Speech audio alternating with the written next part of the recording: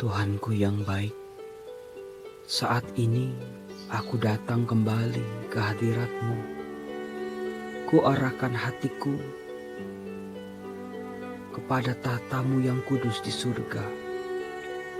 Aku percaya Engkau Allah yang memandang masalah-masalahku. Engkau Allah yang mengerti segala perjuangan-perjuanganku dan tetesan air mataku. Engkau tahu Tuhan, seberapa besar aku berusaha sampai saat ini. Jangan sampai imanku hilang lenyap di tengah gempuran-gempuran kesulitan dalam hidupku. Bagaimana aku berjuang untuk keluargaku. Terkadang aku merasa harus berjuang seorang diri. Tidak ada orang lain yang bisa memahami aku, mengerti penderitaanku ini. Biarlah pada saatnya nanti Tuhan, aku melihat betapa kuasa-Mu betul-betul terjadi dalam hidupku. Sebagaimana aku baca dalam kitab suci dan kesaksian orang-orang beriman dalam hidup mereka. Bila saat itu terjadi Tuhan, izinkanlah aku untuk bisa mewartakan kebaikan-kebaikan-Mu kepada dunia. Amin. Salam damai sejahtera saudara-saudaraku yang terkasih, pencinta firman Tuhan. Berjumpa kembali dengan Bible Learning with Father Joseph. Bagaimana kabar Anda hari ini? Saya harap kita semua semakin bertumbuh dalam iman. Meskipun seolah-olah pertumbuhan itu sangat lambat, bahkan tidak kelihatan sama sekali. Tetapi percayalah saudara-saudaraku bahwa pohon atau gedung-gedung yang tinggi dan besar tidak langsung naik ke atas dan kelihatan pertumbuhannya. Tetapi sebelum naik ke atas harus juga tumbuh mengakar ke dalam dan ke bawah. Sampai saatnya akar atau fondasi-fondasinya dirasa cukup, baru kelihatan pertumbuhan ke atas. Bunganya, buahnya semakin terlihat dan bisa dinikmati oleh banyak orang.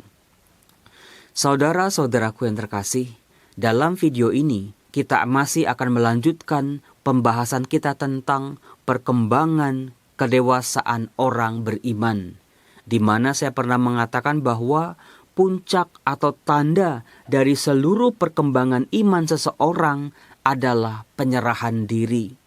Berserah pada Tuhan, berserah pada kuasa-Nya, berserah pada rencana-rencana Tuhan yang pasti terbaik untuk hidup kita.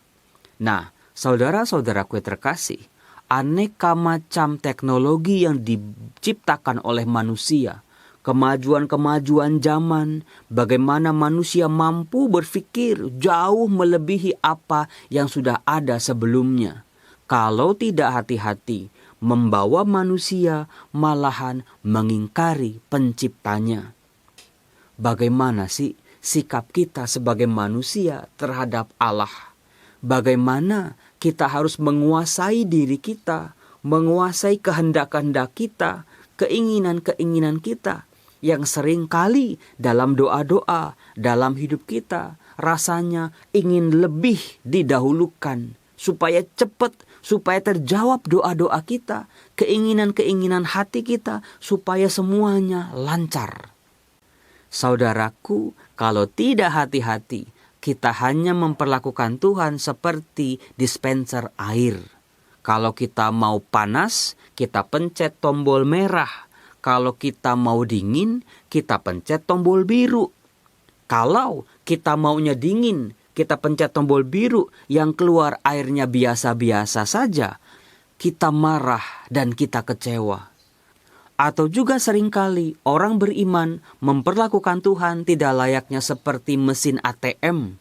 Yang kalau lagi ada butuhnya, datang, pencet sesuai jumlah yang diinginkan, lalu nanti uang yang keluar itu sesuai dengan jumlah yang kita minta.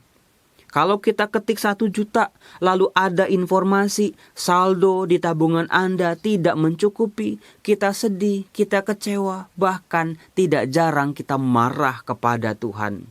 Saudara-saudaraku yang terkasih, Tuhan bukanlah mesin ATM, apalagi dispenser aqua. Tuhan adalah pribadi yang maha kuasa.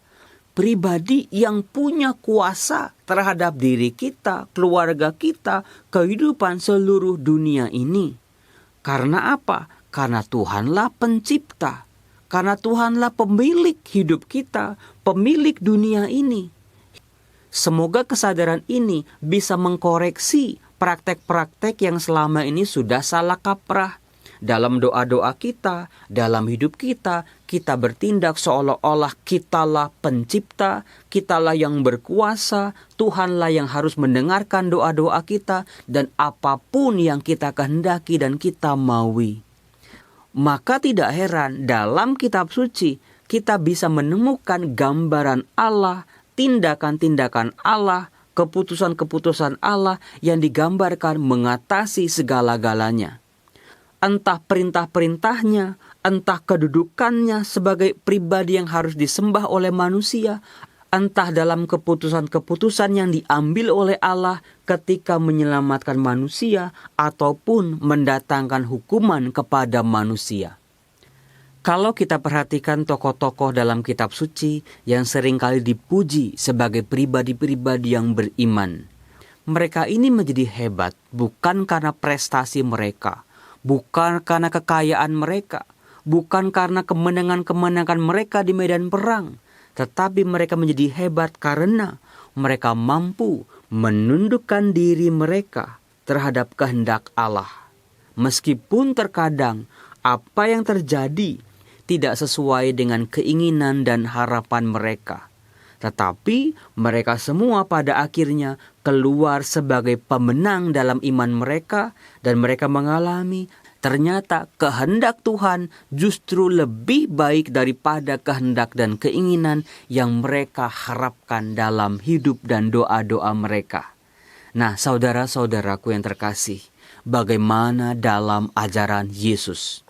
Dalam Injil Lukas bab 17 ayat 7 sampai 10, secara luar biasa Tuhan Yesus mengajarkan para muridnya ketika bersikap kepada Allah sebagai pewarta firman, sebagai anak-anak Allah, sebagai orang-orang yang percaya kepada Tuhan, sudah melakukan banyak hal untuk kemuliaan Tuhan.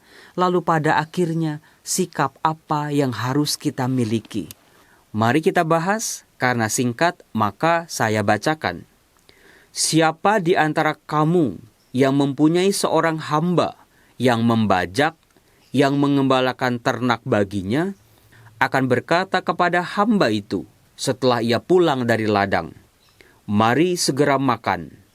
Bukankah sebaliknya, ia akan berkata kepada hamba itu, "Sediakanlah makananku, ikatlah pinggangmu, dan layanilah aku sampai selesai aku makan dan minum. Dan sesudah itu, engkau boleh makan dan minum." Adakah ia berterima kasih kepada hamba itu karena hamba itu telah melakukan apa yang ditugaskan kepadanya? Demikian jugalah kamu. Apabila kamu telah melakukan segala sesuatu yang ditugaskan kepadamu, hendaklah kamu berkata, "Kami adalah hamba-hamba yang tidak berguna. Kami hanya melakukan apa yang kami harus lakukan." Saudara-saudaraku yang terkasih, sikap ini menjadi sangat penting khususnya bagi kita manusia zaman sekarang. Karena kita seringkali memahami Allah, mengerti Allah kalau Allah bisa melakukan hal-hal yang baik dalam hidupku. Kalau Allah bisa mendatangkan berkat-berkat, kekayaan, popularitas, dan kelancaran-kelancaran dalam hidup kita, baru kita bisa mengakui, oh itu Allah yang sungguh baik. Saudara-saudara, dari bacaan ini, kiranya praktek-praktek seperti itu bisa kita koreksi. Kita ini hanyalah hamba Tuhan yang siap mengabdi Allah Sang Pencipta, sumber dan tujuan hidup kita. Dari paham ini, mudah sekali muncul persoalan dan pertanyaan. Kalau begitu, apa bedanya dengan perbudakan Romo? Saudara-saudara, ada sebuah paradoks, yaitu semakin manusia menundukkan dirinya di hadapan Allah seperti seorang hamba, mengabdi, menyerahkan segala-galanya, kebebasannya, hidup dan masa depannya kepada Allah, semakin manusia merasa bebas, lepas, dan juga menerima berkat-berkat kasih karunia yang tidak ada habis-habisnya. Selain Allah adalah Maha Kuasa, tetapi kita juga mengimani Allah kita adalah Allah yang Maha Baik. Baik untuk saya, baik untuk Anda, dan juga baik untuk semua orang. Salam damai sejahtera, Tuhan Yesus memberkati. Salam.